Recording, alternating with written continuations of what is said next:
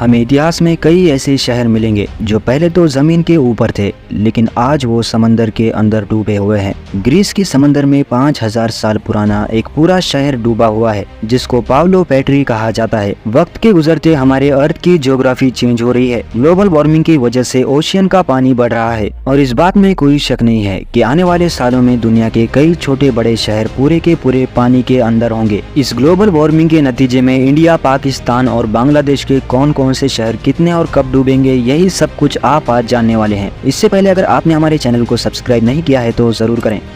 Viewers, कहीं ना कहीं हम सब ने ग्लोबल वार्मिंग का नाम सुन रखा है। हमारे प्लेनेट का एवरेज टेम्परेचर दिन ब दिन बढ़ता जा रहा है, जिसकी वजह से ग्लेशियर तेजी से पिघल रहे हैं। ईयर 1880 से लेकर 2022 तक हमारे अर्थ का एवरेज टेम्परेचर 1.4 डिग्री सेल्सियस तक बढ़ गया है। और अगर सिर्फ पिछले 20 सालों को देखा जाए तो हर साल पिछले वाले से ज्यादा गर्म होता है, जिसका मतलब है कि ग्लोबल वार्मिंग का रेशो तेजी से बढ़ता जा रहा है। और नासा के मुताबिक इस बात की 95% चांस है कि ये ग्लोबल वार्मिंग ह्यूमन एक्टिविटी की वजह से ही हो रही है, जिसमें मास लेवल पर डिफॉरेस्टेशन और फॉसिल फ्यूल्स का इस्तेमाल होना भी है। कुछ गैसेस एटमॉस्फेयर में एकजुट होकर ग्रीन हाउस इफेक्ट पैदा कर देती हैं। अब इसके नतीजे में दुनिया भर में मौजूद बर्फ के ग्लेशियर आहिस्ता आहिस्ता मेल्ट होकर ओशियन का लेवल बढ़ा रहे हैं। फॉसिल फ्यूल इस्तेमाल करने से पहले ही ईयर 1800 से लेकर 1900 तक ओशियन का लेवल 6 सेंटीमीटर तक बढ़ चुका था, यानी तकरीबन 2.5 इंच। लेकिन फॉसिल फ्यूल्स इंसान के हाथ लगने के बाद से ओशियन के लेवल में ज्यादा से ज्यादा बढ़त देखी गई है।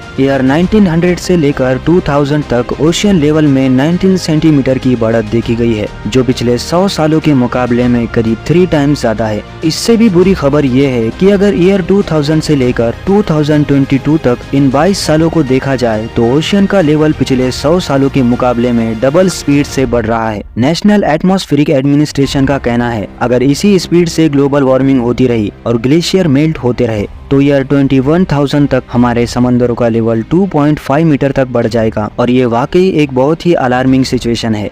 यानी ईयर 21,000 तक वो कोस्टल सिटीज जो बिल्कुल समंदर के पास लगी हुई हैं और जिनकी एलिवेशन सिर्फ 2.5 मीटर या उससे भी कम है, वो आधे से भी ज्यादा समंदर के अंदर होंगी। जैसा कि थाईलैंड का कैपिटल बैंकॉक, यहाँ की एवरेज ऊंचाई गल्फ ऑफ थाईलैंड से सिर्फ 1.5 मीटर ऊंची है। लिहाजा ईयर 21,000 में बैंकॉक कुछ इस तरह दिखाई देगा। बांग्लादेश के कैपिटल ढाका में गंगा रिवर के किनारे अच्छी खासी आबादी पानी के अंदर होगी। अजरबैजान की बात की जाए तो बाकू का ज्यादातर कोस्टल एरिया पानी में मिल चुका होगा। सिंगापुर के आउटकट्स में बने कई प्रोजेक्ट डूब जाएंगे, जिसमें सिंगापुर पोर्ट भी शामिल है। इसके अलावा नीदरलैंड के एम्स्टरडैम और रॉटरडैम समेत करीब आधे से ज्यादा रीजन कमर जितने पानी के नीचे होंगे। और मालदीव्स में मौजूद सारे आइलैंड्स और उनमें मौजूद रिजॉर्ट का तो नामो निशान भी नहीं होगा। यानी ईयर 21,000 तक करीब 1.5 अरब लोगों को इन जगहों से हटकर कहीं और शिफ्ट होना पड़ेगा। अब ये तो हमने बात की सिर्फ उस सिचुएशन की जब 80 सालों के बाद समंदरों का लेवल 2.5 मीटर बढ़ेगा। लेकिन वर्स्ट केस सिनेरियो ये है कि अगर दुनिया में मौजूद तमाम ग्लेशियर मेल्ट हो गए तो तब क्या होगा। एक एस्टिमेट के मुताबिक अगर मेल्टिंग रेट इसी स्पीड से चलता रहा तो 5000 सालों के बाद पूरा ग्रीनलैंड, आर्कटिक रीजन, आइसलैंड, तमाम ग्लेशियर मेल्ट हो जाएंगे और इनकी वजह से हमारे ओशियंस का लेवल 70 मीटर तक बढ़ जाएगा। लेकिन जरूरी नहीं है कि ये नौबत 5000 सालों के बाद ही आए। जिस तेजी से इंसान दिन ब दिन नेचुरल रिसोर्सेज को एब्यूज करके हवा को खराब कर रहा है, लगता ये है कि ये नौबत 2000 सालों में ही आ जाएगी।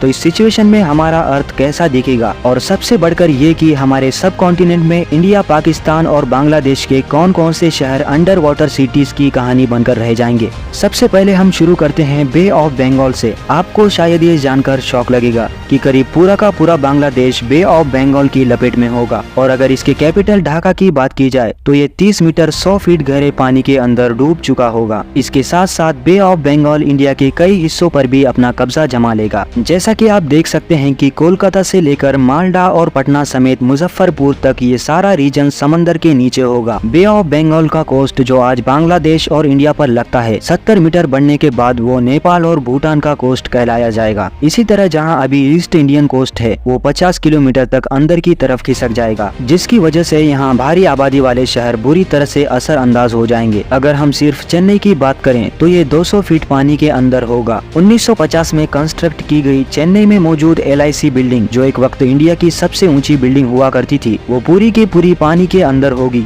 चेन्नई से होते हुए पानी का लेवल तमिलनाडु और आंध्र प्रदेश के बॉर्डर पर जा लगेगा। इंडिया के वेस्टर्न कोस्ट पर नजर दौड़ाई जाए तो 70 मीटर बढ़ने के बाद नॉर्थ और साउथ गोवा के तमाम बीच रिजॉर्ट पानी में मिल जाएंगे। ना ही मुंबई बचेगी और ना ही नवी मुंबई, क्योंकि ये पूरा area all the way Gujarat के बॉर्डर तक 54 मीटर यानी 177 फीट गहरे पानी के अंदर जा चुका होगा। यानी मुंबई का लोधा ट्रम्प टावर अगर तब तक बच गया होगा तो इसके 15th फ्लोर तक इंडियन ओशियन का राज होगा। आगे बढ़कर अगर गुजरात की बात की जाए तो आप ये जानकर हैरान रह जाएंगे कि गुजरात एक आइलैंड बन चुका होगा। जैसा कि आप भी देख सकते हैं कि 70 मीटर बढ़ने के बाद अरेबियन सी के पानी ने गुजरात को इंडिया से अलग कर दिया है। और अगर तब तक इंसान की नस्ल बची तो अहमदाबाद शायद कोई बीच रिजॉर्ट में कन्वर्ट हो जाएगा, क्योंकि अरेबियन सी का बॉर्डर आगे बढ़कर अहमदाबाद तक जा लगेगा। अब आ जाते हैं पाकिस्तान पर। हैरत अंगेज तौर पर पाकिस्तान का पूरा सिंध प्रांत अरेबियन सी की लपेट में आ चुका होगा। कराची से लेकर हैदराबाद, नवाबशाह, सक्खर से होते हुए जैकुदाबाद तक 400 किलोमीटर में आने वाली तमाम मेजर सिटीज कई 100 फीट पानी के अंदर गुमनाम शहरों की शक्ल में बदल जाएंगे। आबादी के हिसाब से दुनिया का 7वां बड़ा शहर कराची 190 फीट अरेबियन सी के बॉटम पे होगा। जो आज यहाँ जानी मानी बिल्डिंग और स्काई स्क्रैपर्स हैं, वो समंदर के अंदर मौजूद उस वक्त के अंडर वाटर डिस्कवरीज में शायद दिखाई जाएंगे। इसके अलावा पाकिस्तान के सदर्न कोस्ट पे मौजूद आज जो दुनिया का सबसे डीपेस्ट सी पोर्ट ग्वादर के नाम से पहचाना जाता है, वो तब वाकई में डीप ओशियन के अंदर समा चुका होगा।